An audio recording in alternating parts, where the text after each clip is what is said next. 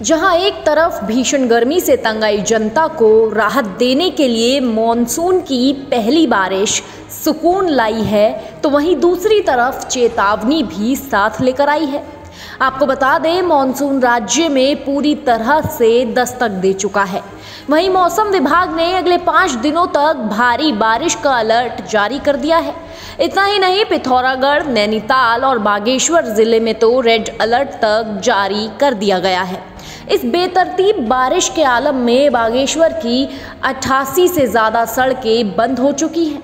जगह जगह भूस्खलन हो रहे हैं और लोग पूरी तरह से खतरे की जद में हैं। वहीं बागेश्वर में एक चिंता का विषय बन चुकी है बागेश्वर झील, जो धीरे धीरे अपना आकार बढ़ा रही है, जो कि कमाऊ से लेकर गढ़वाल के गढ़प्रयाग चमोली तक खतरे की घंटी साबित हो सकती है।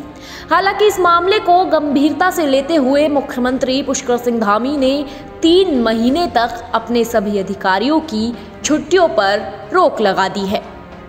Bureau report, nation one. एक वर्ष हमारे प्रदेश के अंदर आपदा से काफ़ी नुकसान होता है और आपदा में कहीं भूस्खलन है, कहीं हमारे यहाँ पर अतिवृष्टि है, कहीं पर सड़कों का बहाव है। तो ऐसे सभी काम जो पिछले सालों में जहाँ पर आपदा आई है, उन सभी स्थानों की पुनः समीक्षा करने के लिए कहा है। सड़क मार्ग पर जेसीबी इत्यादि तैनात करने के लिए कहा है। जहाँ पर तटबंध इत्यादि जो नुकसान करते हैं, उनको तटबंधों को ठीक प्रकार से जो है उनको व्यवस्थित करने के लिए कहा है। और साथ में जो जान माल की सुरक्षा है, वो सबसे पहले है। जहाँ 4 धाम यात्रा भी इस समय चल रही है और तमाम सैलानी, तमाम पर्यटक, श्रद्धालु प्रदेश के अंदर है, उनकी सुरक्षा का भी पूरी तरह से ध्यान रखना है। उस सभी पर बात हुई है कि तत्काल फौरी तौर पर अगर कहीं पर घटना घटित होती है तो हमारे सभी विभाग उस पर निगरानी रखेंगे और फौरी रूप से जो भी राहत दी जा सकती है राहत देंगे।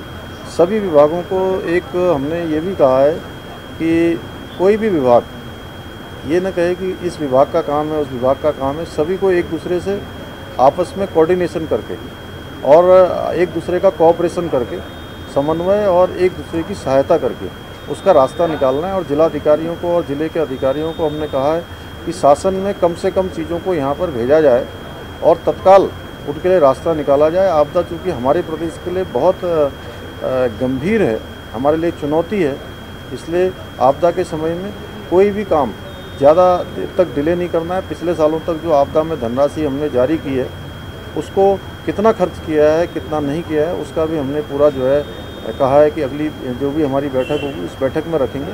क्योंकि हमारा मानना है कि सारा जो पैसा हमने जिलों में जारी किया हुआ है, शासन ने जो जारी किया हुआ है, उसका पूरी तरह से वहाँ पर उपयोग होना चाहिए। वो सरेंडर